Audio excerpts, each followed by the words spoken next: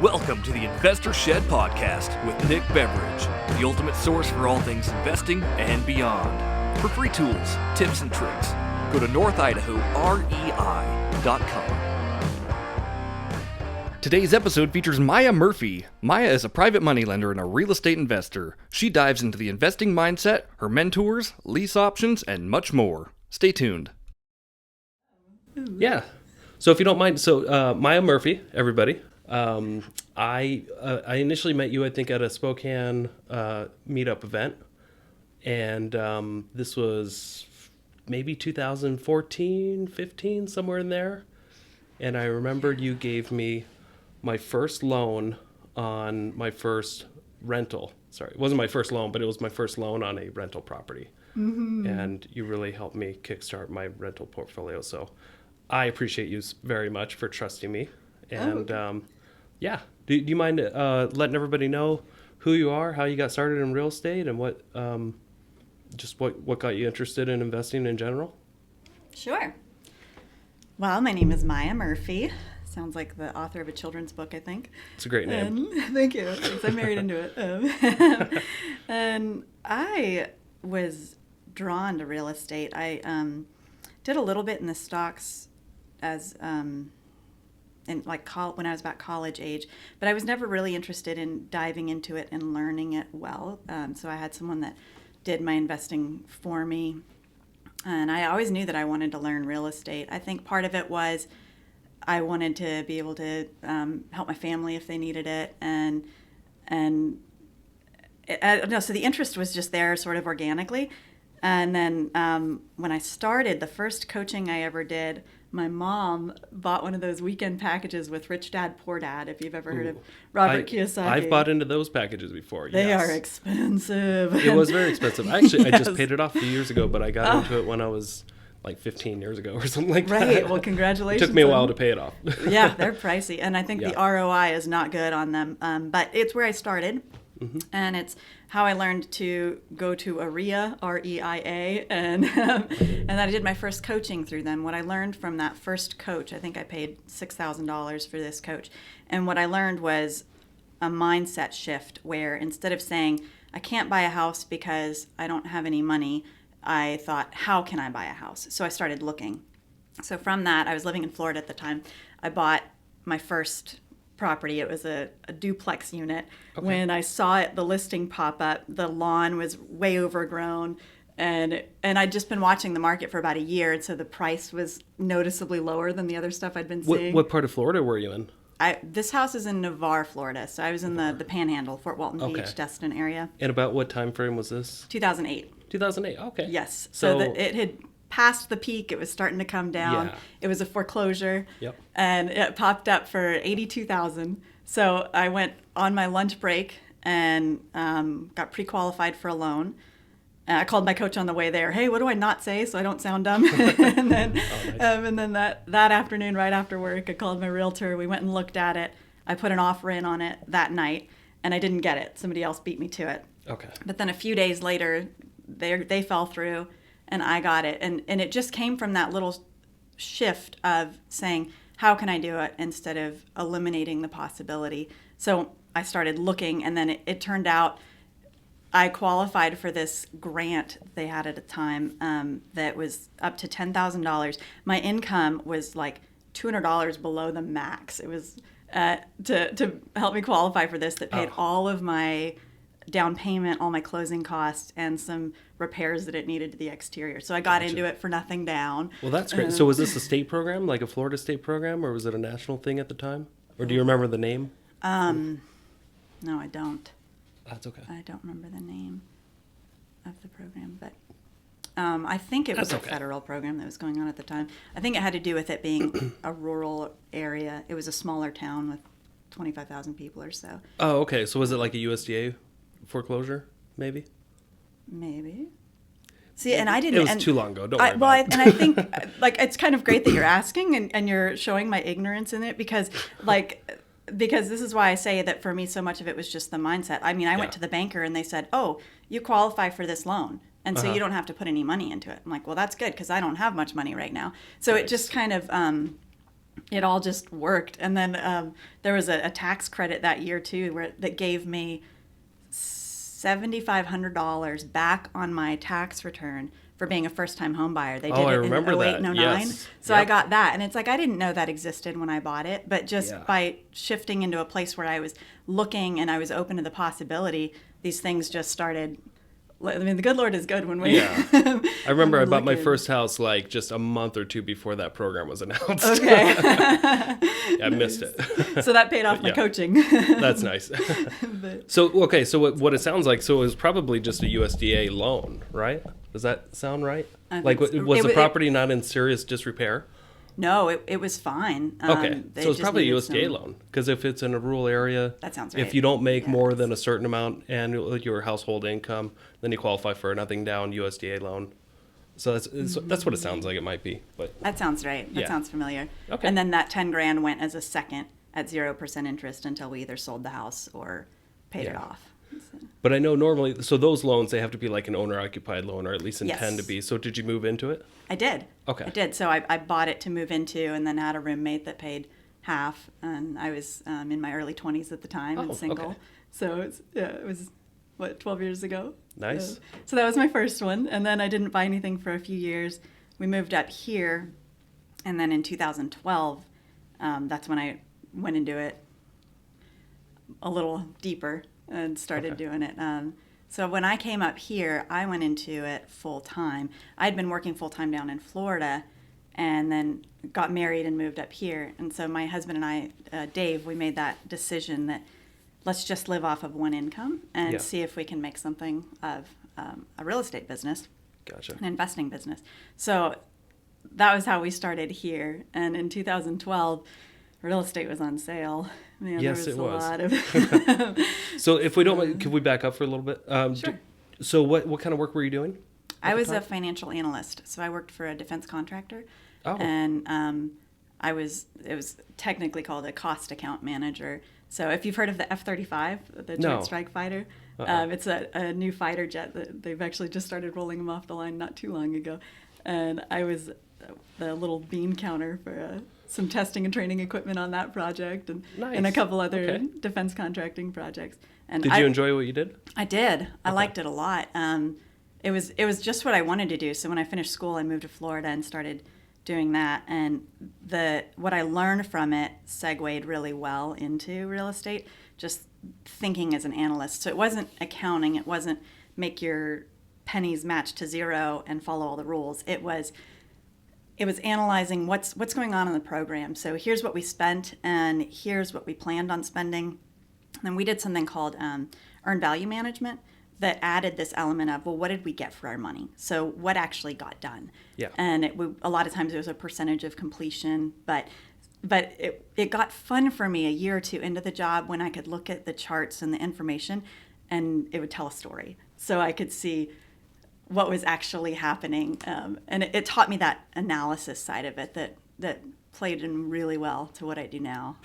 Yeah. Okay. Yeah, that makes total sense. What you're doing now. So now you mostly do loans, right? I do. Or but you still do creative real estate investing, where you do a lot of lease options, right? Or at least you did when I met you. My heart is definitely more in lease options than in lending. So in 2012, in May, I met John Burley. I was right at the point where I'd been working for 3 or 4 months and hadn't bought anything. I was doing a lot of activity, and I think it's like this anytime we're new at something, but you don't quite know how to do the right activity or how to do it in a very effective way. So I was going to business associations and RIAs and meeting with realtors and trying to get some progress, and I was starting to get kind of frustrated. And then I met John Burley, who's been definitely one of the most influential mentors that I've had. He taught about how to raise private money. Okay. And one of his big pushes is you have to have the money first, and then you go buy the properties. He says people tell you that if you have the property that the money will show up, and he doesn't believe that. So he taught us how to bring on financial partners that paid a $10,000 upfront fee, because he said any viable business capitalizes their business first, and you have to have money to keep food on the table, to pay for your expenses. That's what that does. And so he said, you won't have your investors balk at a $10,000 upfront fee because they're already used to paying fees and they know that viable businesses have to be capitalized. And we didn't have them balk at it at all. So I went from 3 or 4 months of working, but not really having concrete like milestones from it. We didn't buy a house. We didn't bring in an investor. And then in May, we met John Burley. So I'm like the dreamer, the visionary. Yeah. My husband is the bricklayer. He's like slow and steady. He's methodical. He's very detailed. And he is such a good balance for me. I'm very fortunate to have him as my partner. So he's talked to me. He basically was that voice of reason that got me to listen to all the training that we bought from John Burley. We bought something called The Secrets of Raising Private Money. And for a month, I did that work that isn't gratifying, where I just locked myself in my office and listened to CDs and took notes on it and learned how to do it. Yeah. And within 60 days of that, we had brought on 2 investors. I had $20,000 in the bank, and we'd bought 3 properties. And so I would say out of all the mentors I've had, and I know I shared this when I talked about lease options, my best ROI undoubtedly has been with John Burley. I love working with him too because he looks at it holistically, and to me, success is that way. To me, if I buy a bunch of houses and then I have a net worth of $5 million, but my family falls apart and my health is down the tubes, you know what I mean? If it's not balanced, to me, it's not worth anything. And John Burley's a man of faith, and he has a great relationship with his kids. And he's also done phenomenally well in real estate investing. He's done well over 1,400 properties. And so I don't know where I was going with that. But that's okay. So is John Burley, so is he local to the, like the Spokane area? Or he is in Arizona. Arizona, okay. So he came up here. I haven't really heard of him. Oh, that's okay. I mean, if you're looking into lease options, he is the king of lease options. He's got a best-selling book, and he's just done lots of them. He has the longest-standing coaching program in the nation, I think. He's been doing coaching on it since the 90s. And so he has a lot of students who have done hundreds or thousands of deals. But he has a program that's very clear and simple. So it takes the guesswork out of it, and people do really well with it. And it jump-started things for us. So, okay.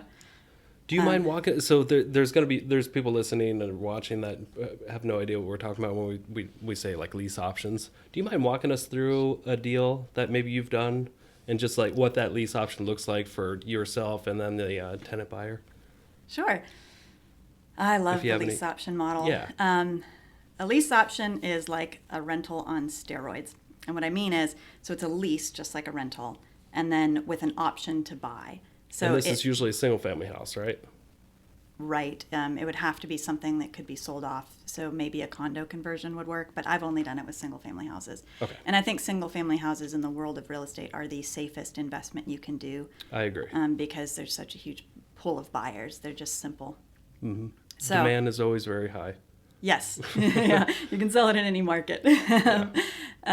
So you buy a house and then find someone who wants to own the home, who leases it from you. What makes it unique from a rental is that they also get the option to buy it. They get exclusive rights to buy the house. And with that, so I am selling them my right to sell the house to anybody but them. And it provides stability for people. And in exchange for that, they pay for that option to buy. But the other piece that we do is we do something called waiving our landlord-tenant duties, which means if the toilet breaks, they don't call me. But if they want to paint their kids' room a special color, they can. Yeah. So it's such a profitable model, and it's also one that I believe in. It's profitable because on a rental, you figure whatever income you're bringing in, about 10% of that is going to be going towards maintenance. And maybe you don't have a maintenance bill, right? Maybe you don't have a maintenance bill for a year or two, and then you have to replace the HVAC or something more expensive. But 10% is about what you get. So just by moving that maintenance cost over to them, I've just bumped my profit margin by 10%. Like that's a that's a good return by itself, and that's just the increase. Yeah. I believe in it too for what it does for people. So there's a gentleman named Jim Frank who's a developer in Spokane. Have you ever heard of him? Haven't heard of Jim Frank, no. Okay. You've heard of Kendall Yards? I have. You've heard of Liberty Lake? Yep. So he developed both of those and a lot of other places. And Okay. he's been developing as long as I've been alive. So he's been developing since 1984. Gotcha. And I had the I know North Idaho very well. But Okay. the Spokane area, I know some people, investors. I know how to drive to the airport. Yeah. Perfect. Yeah. What was I was gonna quote Jim Frank, I think, but Jim okay. Frank told me for most people, whether they realize it or not, the best financial decision they make in their life is owning their own home. Yeah. And so I really believe in it for people, and to be able to help a person or a family to not have to move anymore so that they can keep their kids in the same school. The stability that brings to people is very gratifying. So to have a business model that's very profitable and that I can also believe in. Yeah, and it's not something that you have to believe in either. Like people, there are stats out there. Homeowners almost always have a higher net worth than renters on average, and it's a huge difference. Like the average, and I'm going to be off just slightly here, but I think the average tenant has a net worth of about $5,000, and the average homeowner has a net worth of like $48,000 or something like that. It's like a huge difference. And just if somebody bought a house this year, they're projecting that person's net worth in the next 5 years is going to go up another $43,000. That's So fantastic, there's all isn't it? these great Yeah. stats that prove owning a single family house, just owning it, is going to just put you in a better financial situation overall, for the most part. And this is for the most part. Don't go buy a huge house that's going to sink you, but Yeah. You gotta live within your means still. yeah, live within your means still. But anyway, so we kind of cut off in the middle there. We're explaining lease options. So do you have two contracts? Do you have one that's the lease and then one that's like an exclusive option to buy the house at a certain price within a certain timeline? How do you set yours up? That's exactly it. And two completely separate two completely separate contracts, because if you combine the two, you can create, I'm not an attorney, but you can create where they kind of start to have an ownership right. So this is just a lease, just like any other lease. It's the same one we use on any rental. And then they also have this option to buy. And Which gives them a little bit of equitable interest in the home? Well, right? that's the point, is that you don't want to, it's not technically creating equitable interest. It's, the way we set it up was it's non-refundable if they decide to move out. So you're paying for the option to buy. Yeah. And if you don't choose to buy, that's fine. It's an option. That's your choice. But if you do buy it, then we'll give that back to you as a down payment. That's the way we've done it. So it doesn't, since it's non-refundable and since it's separate from the lease, they're not creating ownership interest, which is a big deal if someone stops paying and then you have to evict them, and now they're partially an owner and now you can't. So Yeah. it's important to do it. And if I remember right, you had a pretty smart way to collect that option money, or a certain amount. It's like 3.5%, right? So that way, if somebody were to get an FHA loan, they already have their down payment taken care of.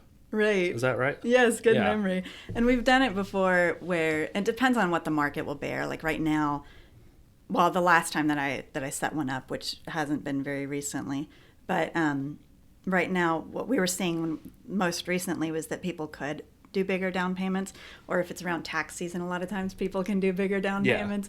But starting out, excuse me, in 2012, we were doing $1,900 down.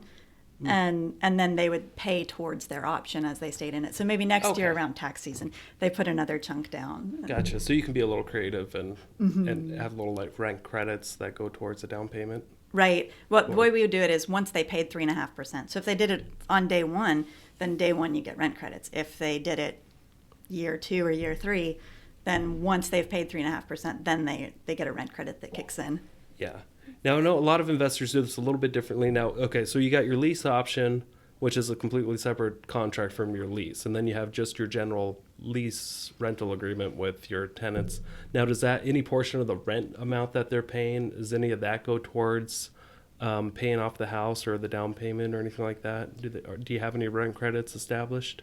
That's I think what we were just talking about, that the way we had it set up was once they had put 3.5% down, Oh, okay. So you did that in general for then most. Okay. they would get $50 or $100 depending on Yeah. the price of the house that would go towards there. I was just curious if they already put their full 3.5%, if any other rents that they pay go towards the purchase of their house.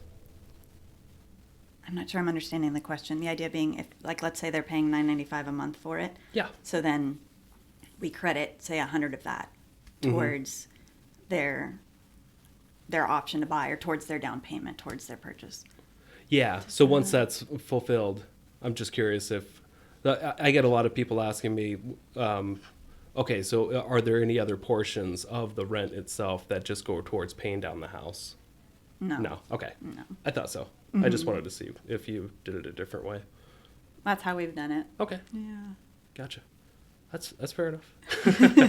So tell me, what got you interested in actually? Well, okay, you met John Burley. Can you tell me about your first loan and what that looked like? When we got into lending? Yeah. Sure. When you made your first loan to a real estate investor? Sure. So we did lease options from 2012 until 2000, probably 14 or 15. And then I started having babies and throttled way back, which is such a gift of being self-employed. So right now I work 6 hours a week. I have dedicated office time. I have someone who comes over and watches the kids for me a couple days a week, a couple afternoons a week. Thank you for being here, by the way. Oh. Using up some of that time. Thanks for inviting Appreciate me. And it's just such a privilege to be able to have that kind of freedom to do what I want to do. But the other thing that amazes me about real estate is the velocity of it. So when I did start to slow down and shift gears towards that focus of more my family, I started reflecting on what had been built over the last 3 years, and I basically retired after 3 years, which is just mind-blowing. That doesn't happen in the normal world. But I had replaced the income that I'd been making as a financial analyst with passive income in real estate in 3 years. And it still just blows my mind to Can't believe it. see how quickly it happened. So for me, I worked full-time for about 2.5 to 3 years. And we bought 14 houses. And so we had, some of those were with partners, some of those we got on our own. And for those first few years, we did just take everything and reinvest it, pretty much everything, and just reinvest it to try and build that momentum. But it was really neat to see how short of an amount of time it took to be able to just really enjoy the fruits of the labor. Yeah. And when I was in that season where I was starting to throttle back and want to be with my kids more, that was when I started. That's when I found out about private lending and learned that business model. It's like the real estate model, but it's like taking just one little piece of it and only doing that one piece. So it's a very simple business model in the sense that I already knew how to analyze deals from having bought them and done my own investing. And for the lending, I'm basically just taking that analysis and then deciding if someone else's deal fits that criteria. And if it does, I lend on it. And with the lending, you're making money off of a piece of paper. So there's no roof, there's no toilet. It's very simple. For me, I was at a point where I was wanting more time. Mm-hmm. So to be able to look at someone else's deal, run the numbers on it, I have certain criteria that I follow, like the biggest pieces being that I'm not going to lend more than 65% of the value of the property. And I want to make sure that my borrower has a little bit of experience, has some decent credit, has some skin in the game. As far as the properties, we don't typically lend on something more than 4 units, so we're keeping to that residential, and that's what I've done before in real estate, so it's what I know. Yeah. And like we talked about, it's the safest real estate investment. It's easiest to move. But once it fits that criteria, then we lend out the money, and it starts producing an income on day one. So I take this IOU, and I stick it in a file, and then the money starts coming in, and someone else is renovating that house, and someone else is marketing for tenants, and someone else is managing those tenants, and I'm only doing this one little piece of that model. So for me, shifting to wanting to be a mom full time and wanting to do this part time, that was a good fit for me. That's what motivated me to do that shift. And we had a little bit of our own capital from having done the investing, and then we also brought in other folks that lend with us. So it's a model that works without having to have your own capital, just like we talked about earlier with raising private money and investing in real estate. You can do it with your own capital, or there's lots of ways to do it with other people's capital. Yeah. The same is true for lending. Yeah, and specifically commercial lending, right? You're not lending to people that are moving into the house. Otherwise, for business purposes only, yes. Yeah. I think of commercial as commercial real estate. So yes, for business loans only, non-owner occupied. Yes, that's it's a lot easier to get away important. With being a lender. Like anybody can be a lender if you're lending to a flipper LLC. Right. Yeah. Right. We don't fall under. If that person was going to move into it, there's like Dodd-Frank Act stuff that you have to comply with. And you have to be pretty much a bank or credit union to pull that off. Right. But do you mind going in? I mean, you made it sound pretty simple. It's just a piece of paper. It's a formula. You lend on it, and it's done. Mm-hmm. Do you mind, for those that are actually interested in doing something like this? Sure. Could you go into the technicalities? How complicated or simple does it have to be when you're dealing with? Okay, so let's say somebody brought you a property. You like it. You like the location. You like the person.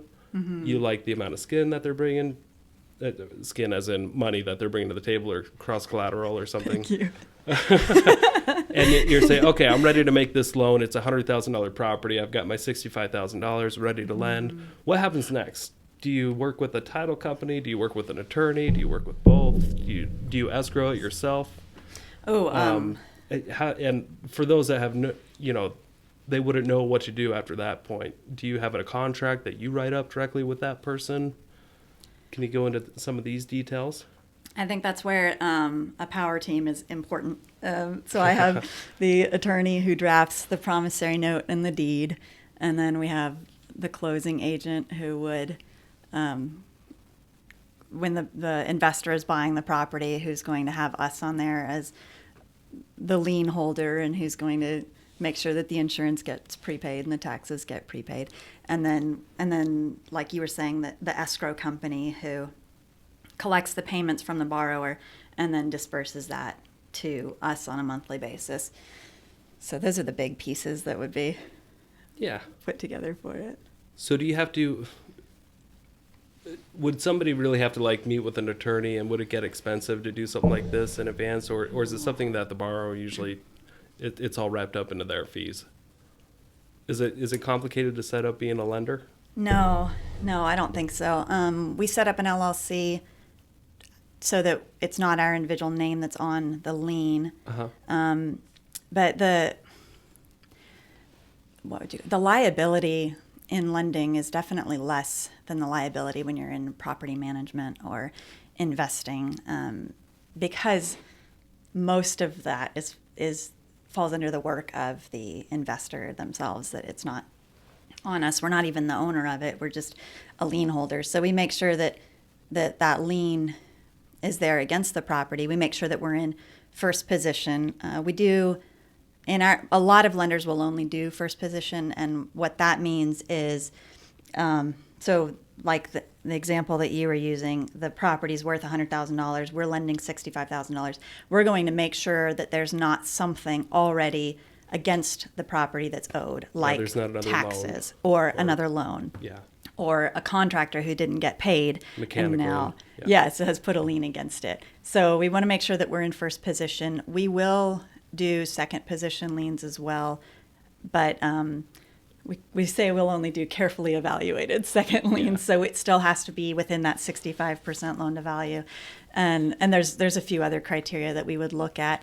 Mainly it's that we want to make sure that we're going to keep reserves on hand so that if the first doesn't get paid, that we can take care of that so that we then also still get paid. Yeah. There's a few more technicalities, but that don't do seconds very often. And one of our criteria as well is that the majority of our loans are going to be first position loans, right? Because there's different risk factors for seconds. So if I have one occasionally, it's okay, but I want most of mine to be just peanut butter, first position, 65% on a single family house, those types. So for those of you that are confused out there, like are they talking about first position, second position? I don't get it. Is this a sex act? What's going on?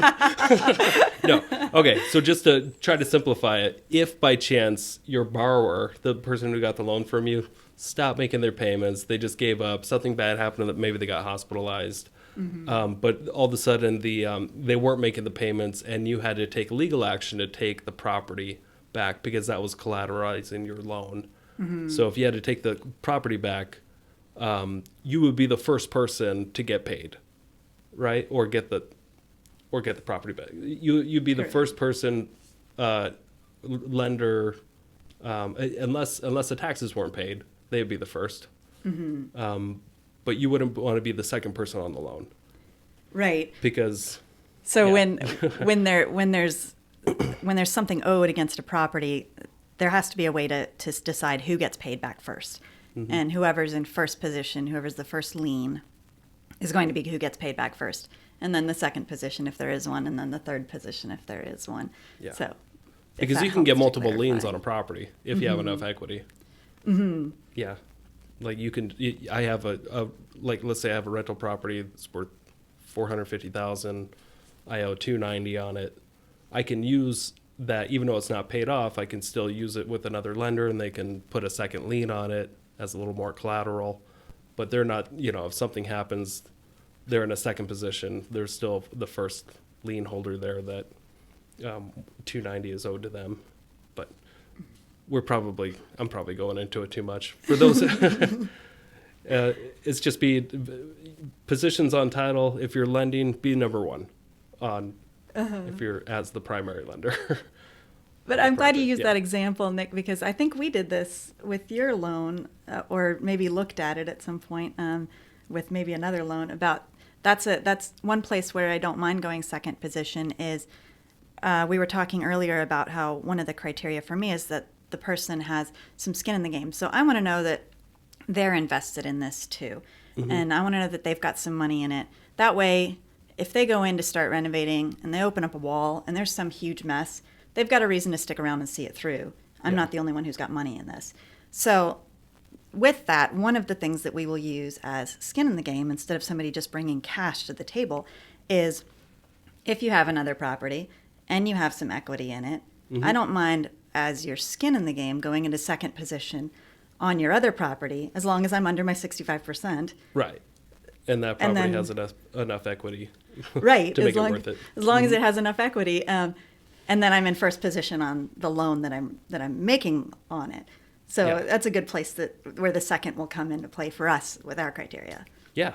And I've used it many times on flips. I mean, that's one of the wonderful things that's creative about real estate. I can go, if I find the right deal, even if I don't have $50,000 in the bank, but I've got some rentals and they all have loans on them, but they all have $100,000 or more of equity, I can still use those as leverage to a private money lender that, okay, your skin in the game is we're going to put a $50,000 or $100,000 second lien against your rental here, but don't worry about it. We'll cover you. You're getting a great deal.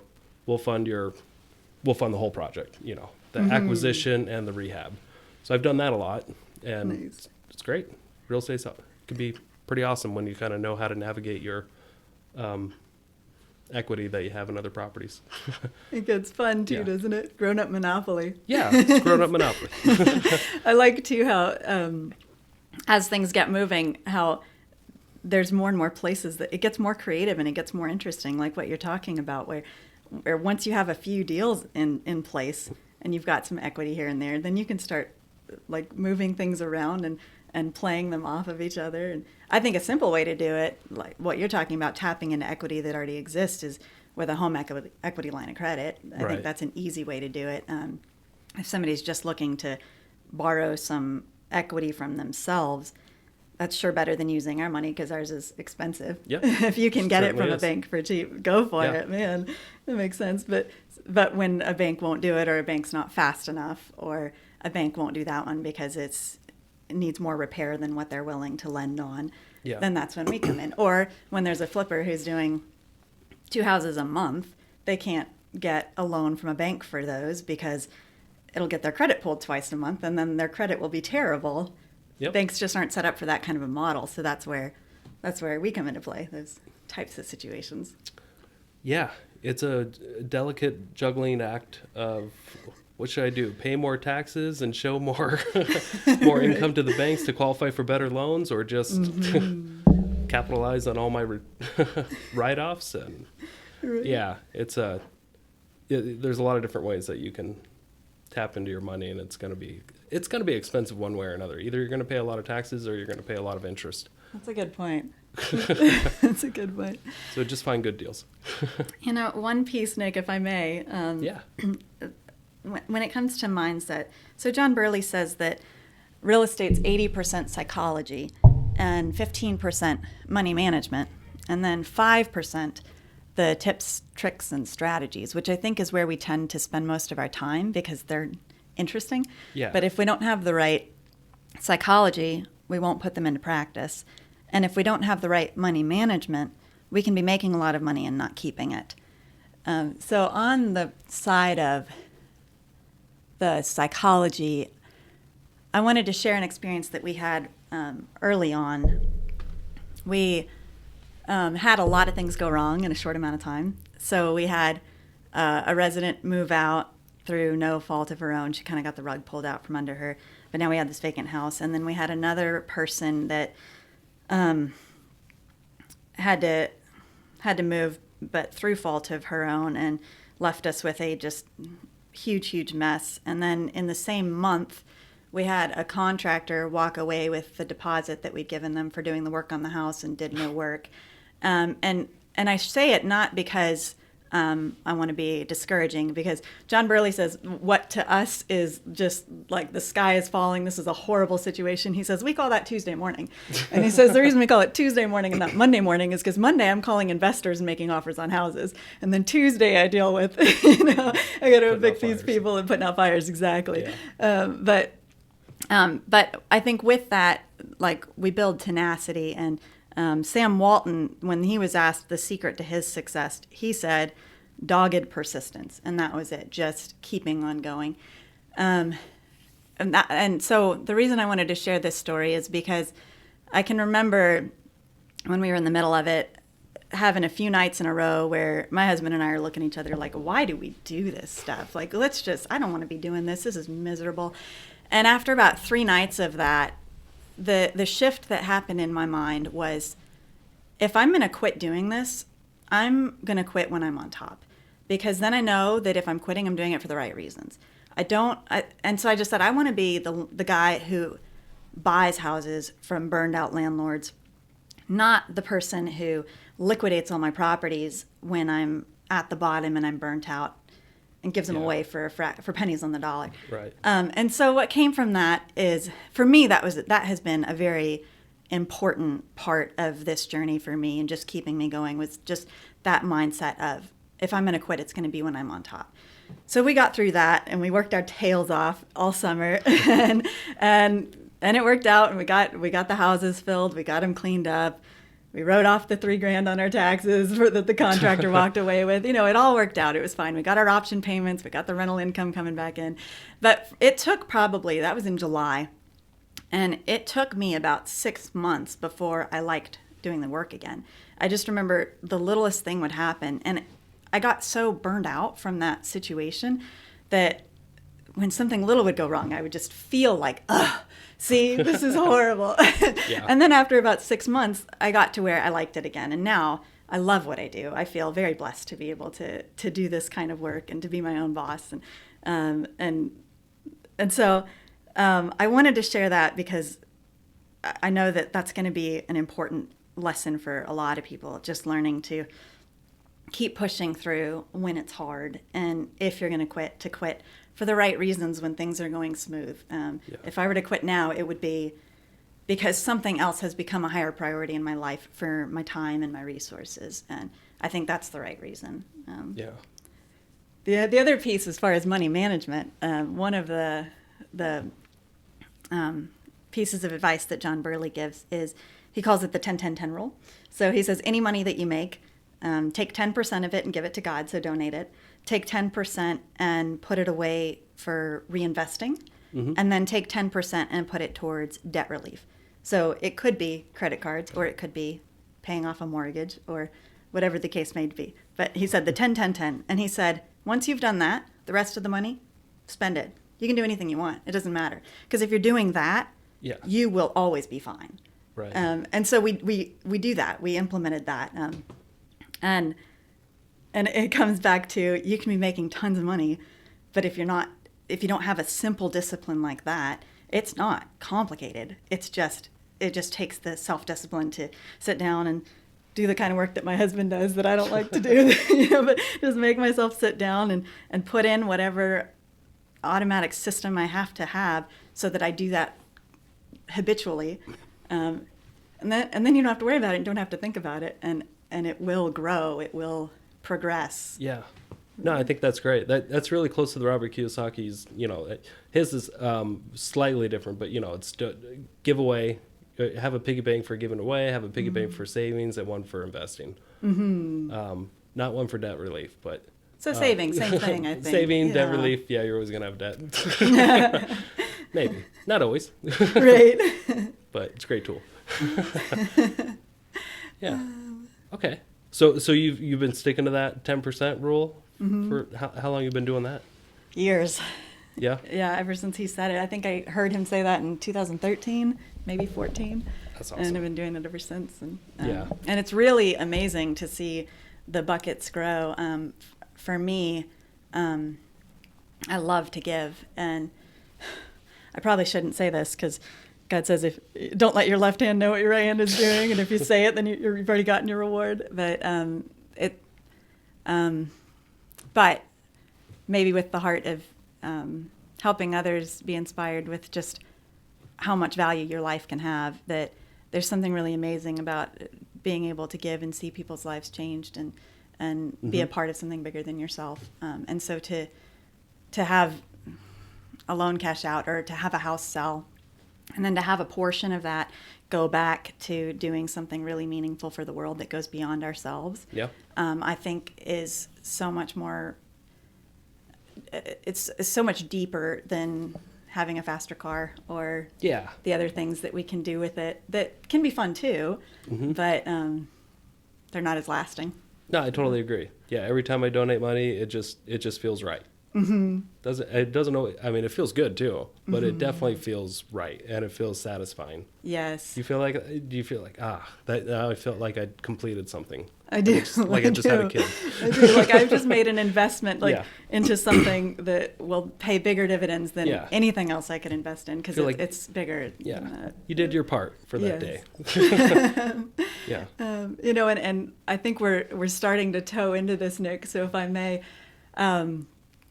a few years ago, I made God the CEO of my company, and there's something about putting God first that I think it has a very tangible benefit. And like part of that for me is there's been a few times in my investing career where greed has started to really take a hold. And what I've noticed in those times is that I wouldn't be making as much money, and I would be taking risks that didn't make as much sense. But it's because underneath there was just this drive that had changed. And so the reason I say that there's a very tangible benefit to putting God first and putting him in charge of it is that for me, that shift underneath it is what has pulled me back out of those places. And when I'm not in a place of greed, when I'm doing things for the right reason, I make so much more money because I'm being a good steward, I think. And so I'm being trustworthy with that. And that for me has been a tremendous help. If I can be a good steward of what I have, then I can be trusted with more. Yeah, I couldn't agree more. I don't know how it happens, but every time I give money, it seems like I get way more back in return. I agree. I agree. Like, some mess that I'm like, how am I going to fix this? All of a sudden it's resolved, and there's a check in the mail. Plant one cherry tree and you get thousands of cherries. Right. Yeah. So that's just the way the world works, though. It seems like it's just a law. The more you give, the more you receive. I agree. And that's just the way it's been for a long time. Just, you got to feel it to realize it, I guess, or just you experience it to know it's a fact. And that's why you drive a Tesla. Yeah. Because you've given enough to be able to receive. Maybe that's some, but I just wanted one. Yeah. I made it work. Right. Yeah. It paid for itself. Energy savings. That's what I tell myself. So I had someone smarter than me once tell me, I said, okay, if I just quote people that know more than I do, because this is kind of what shaped me into where I've gotten. I had someone once tell me that every time that he can be, he'll be the dumbest person in the room. Mm-hmm. And I thought that was so great, just to surround yourself by. She used to see me around the office. Right. I'm the only one on my team that never went to college. Really? Everybody else has a degree. Good on you. Oh, I mean, I'm not bragging about it, but I am the dumbest person in this office. I'm sure of it. but I think I know how to work the business. Yeah, I think there's two things with that. The one of them is just having that growth mindset that you can learn that, like, okay, I didn't come here knowing everything, but just like when you started asking me about my first house, and there's all these questions that, like, yeah, I should know the details of that, and I didn't at the time. I really just didn't. I was not that savvy. Well, you're not taught that in high school or college. They don't run you through a financial education course of how loans and housing works, do they? Right, and I was still early in my coaching and my real estate education, but how it's amazing how we can grow. So if I think I'm dumb, I can learn my way out of that. And there's something very gratifying about realizing that. And I think with that realization comes with it being okay to be around people that are smarter than me, because it doesn't make me dumb. It makes me smarter that I'm around them. And the other piece of you end up becoming the 5 people you spend the most time with. Yeah, exactly. And I think the other piece of it is just the value of hard work. That doesn't matter how you cut it. That's a piece of this. So have you heard of Greg Pinio? Oh, yeah. Yes. Yeah. So I've been to one of his seminars. It was great. Nice. It was fantastic. Have you? Yes. I've done some work with him, or he has coached us with some things. So something he said was, you need to learn to love what most people will not tolerate.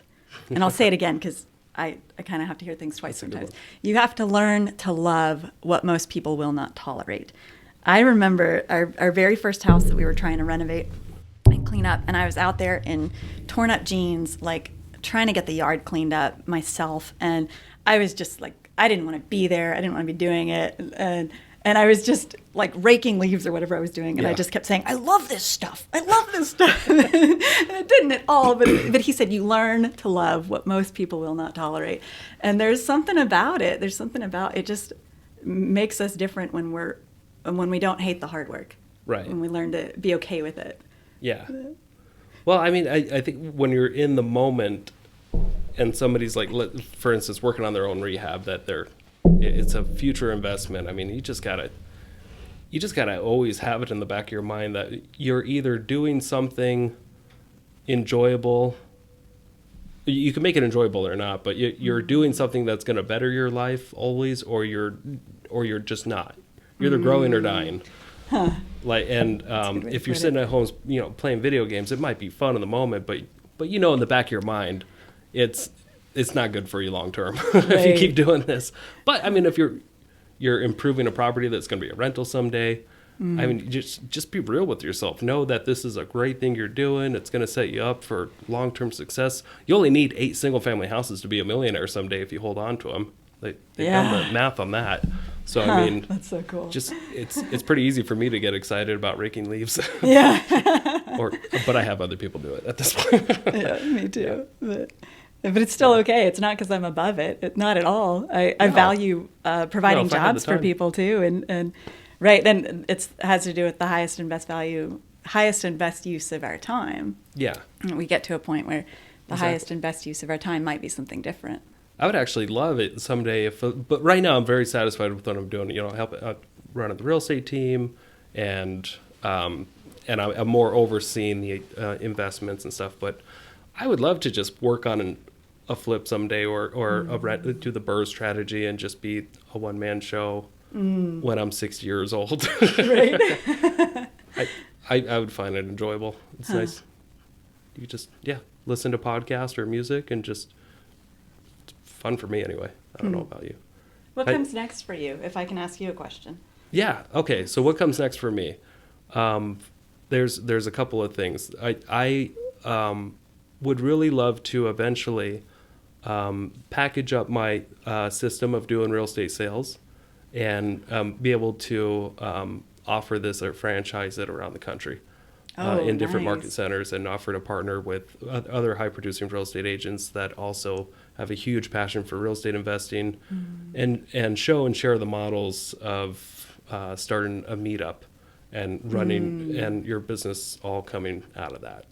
So that's what I have in my mind for the future of the real estate sales business, is being able to, because we've got a lot of our systems down pretty well, and our profitability compared to other real estate teams that do the same thing, franchise around the country, only they don't have meetup groups. They are very heavy. Their operating expenses are very heavy. Okay. Ours are pretty low, so I think we have a great niche there. And when you're dealing with an investor versus a regular home buyer or seller, the mindset's different. It's easier to deal with these people because they for the most part, they're thinking logically, not emotionally when they make decisions, which is a huge thing. That they don't make you work weekends. You can stay within business hours for the most part. And you can work with these people over and over again, multiple times in a year, where the average home buyer or seller, they're only going to do a transaction with you every 5 to 7 years, if you're lucky. And half the time they don't want to talk to you because you're a salesperson. Investors love talking to real estate agents. It's part of their job. They love when someone calls them back and actually tells them about deals. You know what I mean? Right. It's just a totally different. It's a totally mindset. different, and you don't need 13,000 people in your database to run a multi-million-dollar sales team. You can have just a couple hundred. You don't need a huge database to service, and you don't need to buy leads. A lot of people spend on average $40 to $60 per retail lead, and 90% of the agents are fighting over these people. When 30% of the market is commercial, nobody's fighting over those people, and only 5% of the agents out there work in that market. So it's much more opportunity. Smart. I like it. Yeah. Anyway, it's a long. No, it's a good answer, I think. But I love doing this as well. And helping training agents, and I'm getting into house building now.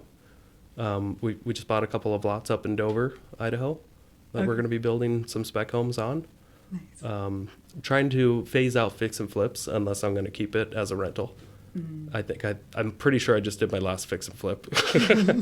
I think all the effort, just the timing, is just not worth it. Doing a huge gut job and then just selling the house and you just get paid once. Right.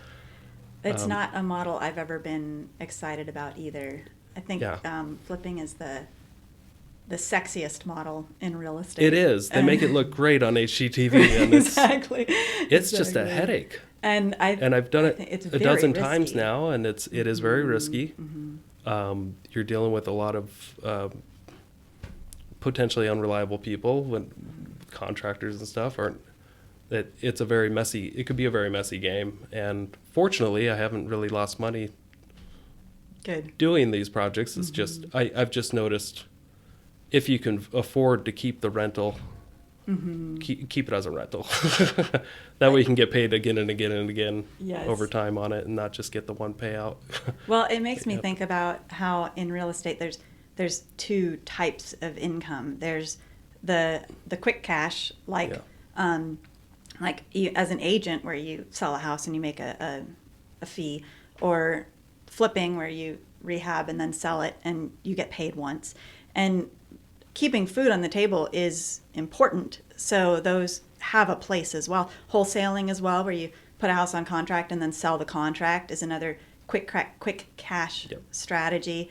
But then, to your point, then there's the longer term strategies, like buying and holding, like setting a house up on a lease with an option to buy, or like apartments. And it just depends on what kind of cash you need. For wealth building, the long term is definitely more effective. Yes.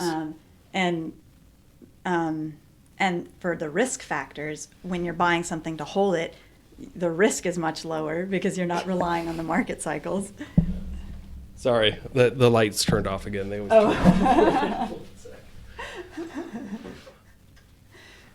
And you're really excited to be waving at somebody. Yeah.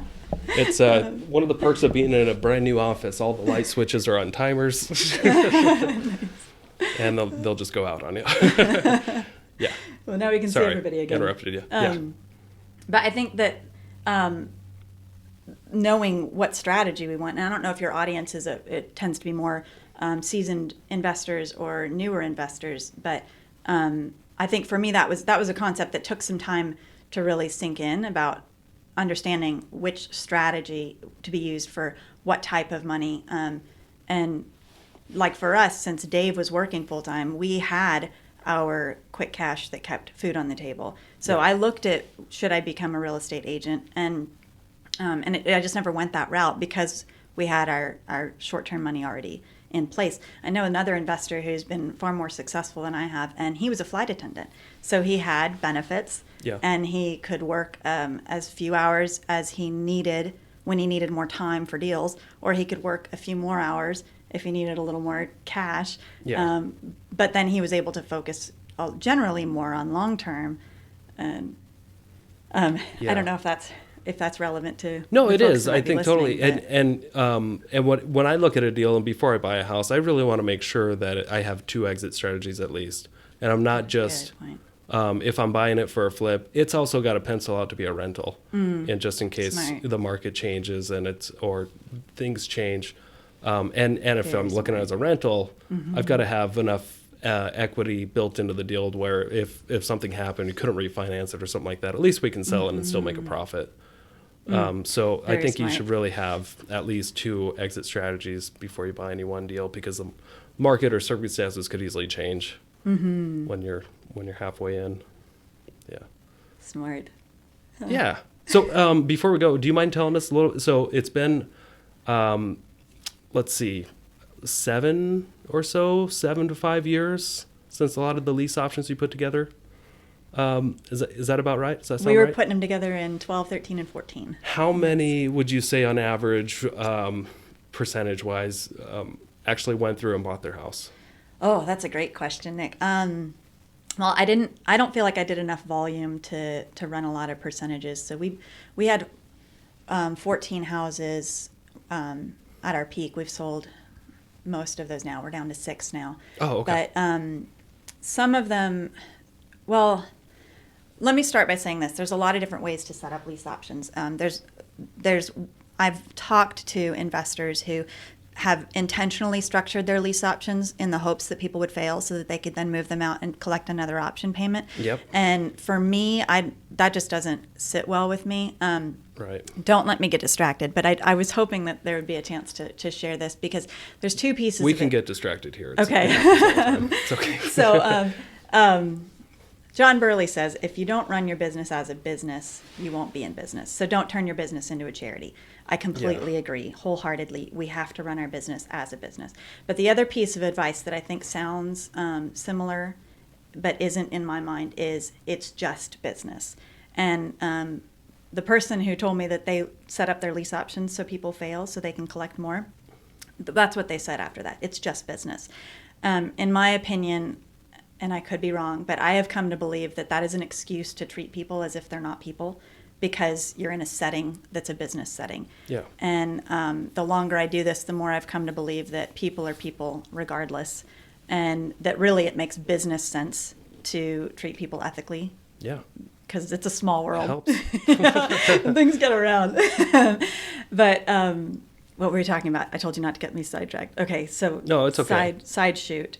you can treat people ethically in this business and still make a profit. Absolutely. And I have seen it make so much more sense to work with people. For instance, one of the programs that we learned from John Burley is he calls it cash for keys. Yeah. So instead of evicting somebody, you've probably heard of it. It's pretty common, I think. Yeah, but most of these people maybe haven't. So feel free to So cash for keys, we've used this quite a bit. If somebody for some reason needs to move out, instead of evicting them, if we can, we offer them cash for their keys. What we tell them is, look, if you get evicted, right now it's harder to get a rental with an eviction on your record than it is if you're a felon, if you have a criminal record. And so we don't want that for you. We don't want to have to evict you. How about you give us a clean house and your keys? We will shake hands, we'll give you $200 and go separate ways. Yeah. And most people, if they're in a situation where they can't make their rent, they don't have the money to get a moving truck and get out of your house. So sometimes you can have a situation where they're sitting in your house because they don't have a way to move. So if I evict somebody, it's going to take me about a month. I'm going to have, $800 in attorney fees. At least, right? At least. Yeah. And generally, they're going to be pretty mad at me. And they're probably going to leave me a big mess, and they might make an even bigger mess just because they're mad at me. If I can do cash for keys, they're going to at least give me a sweep clean house, and I'm out $200, and they're gone in maybe 2 weeks. Yep. So it's better for them. It's better for me. It's one of those examples, I think, that shows that doing something that is a little kinder to the person on the other end makes business sense. And I could tell lots of stories that I think have that same principle where we've done something that was a little bit gracious especially for our residents, and it has paid us all. It has paid back in spades from a business standpoint. Yeah. You asked how many lease options have cashed out. So to start, I wanted to say that we would do everything we could to set up our lease options for success. And I would say so too. Yeah, because you do credit checks still, right? These people, right? And they would have enough money down to where they can just get an FHA loan. As long as they can get the loan, they can get the house because they've already made the down payment, right?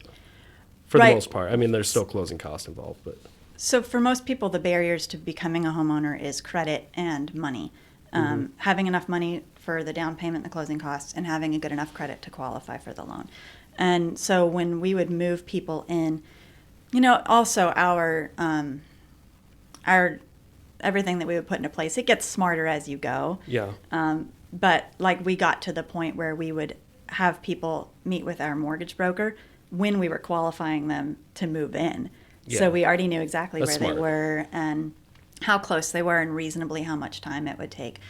I would say one thing that we found that has kept a few people from being able to be successful is not making it long-term enough. So even if, based on where they are right now and based on the mortgage brokers look at it, it's reasonable that within, say, 2 years or a year, they'll be able to qualify. Even if that's the case, we've found that a lot of times they need more, like 5 or 7. The reason being that most people live paycheck to paycheck. And if someone loses their job or the car needs new tires at the wrong time, then they get a ding on their credit or they get set back a little bit. And so they just end up needing more time than that. So we have found that we've had a few where they did buy it on the lease option, but not as many as I would have thought. Okay. And so we've had some where if they moved out when the market was hot, we would clean it up and sell it. Yeah. And then others where, and we still, like we have somebody who this month looks like they're going to be buying their house and they've lived in it for 6 years and we're really excited for them. Now, did you 6 years ago lock in a price? Yes. So they'd be stupid not to close on it. Yeah, yes. But even the price that we locked in, it was a projected price. Oh, so okay. it says in the paperwork, like I can remember. So you're assuming with some appreciation in these lease options. That's good. Right. I'm glad you did that. And I can remember when we were setting those up, I thought, no way is it ever going to be worth this. I mean, a house in Hilliard that I bought for $65,000, no, less than $60,000, and we lease optioned it for over $100,000. I thought, this Hilliard house isn't going to be worth that one. Now it's worth $130,000. So I mean, they do. And so, but we locked in, I think, $110,000 on that one. Okay, so they're still getting a good deal. It's going to appraise. Mm-hmm. Yeah, great. So you got 6 left. You going to keep them? Left. Well, We're going to let them cash out naturally, I think. If someone moves out right now, we'll sell them. Are they all on lease options? No. No? Two of them are not. 2 are not. 4 of them are. Okay. So some of them, I mean, we don't have the right to sell it right now, which is fine, other than to the person living in it. Mm-hmm. And that's okay, because that's what we set up. And we set it up on terms that we are perfectly happy with. So if it cashes out and they've got equity and we've got money, that's great. And if they move out, then we'll reprice it. And, Okay, cool. So you got options. Fun. We do. It's been fun. Yeah. Great. So what's next for you? Oh, well, my last long-term goal in real estate is to buy an apartment complex. I've always wanted to do that. I think when I started, that was my ambition, and then we kind of throttled back and got into houses. I'm glad we did. I think it was necessary for 2 reasons. The first one is you learn your mistakes on smaller ones, and you still make money on your mistakes, but the mistakes are not as significant on a house as they are in a 100-unit apartment. And then the other reason is I needed some wins. I needed something a little faster. So you can buy a house and you can close on a house in 30 days. An apartment can take years to get set up, and I didn't have that kind of patience starting out. So for us now, it's like hopefully between 22 and 24. But if it's 10 years from now, that's fine with me. And we're pecking away at it. Nika's doing research. We've picked out a couple markets we're interested in, and we're pecking away at it. Great. And for me, I've learned that I have a passion for affordable housing. It just meets a basic human need. And I believe in real estate as far as profitability. And so it combines the two. I want it to be an apartment that is the last place people rent, and then that they buy from there. Not that you can make that decision for them, but because they bring will in never mortgage. Rent again after they rent your apartment. No, just kidding. Right. Fed up with this. Make it a launching pad for I'm home gonna go ownership. get a lease option. Right. Set up incentives. Bring in mortgage brokers to teach them stuff, and set up incentives like if you break your lease, but you show me your closing documents on your house, then I won't charge you the penalty for breaking your lease. Do things like that to incentivize people to own a home.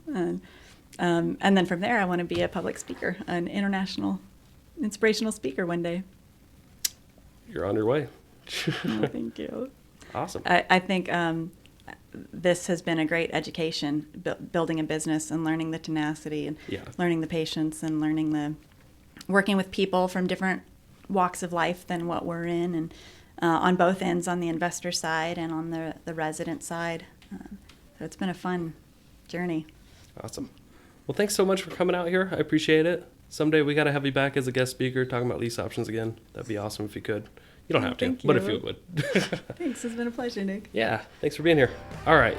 Thanks for tuning in to the Investor Shed podcast. Please like the video and subscribe to the channel for instant access to all future episodes. If you or someone you know has investing experience or stories to share, reach out to us in the comments or via email.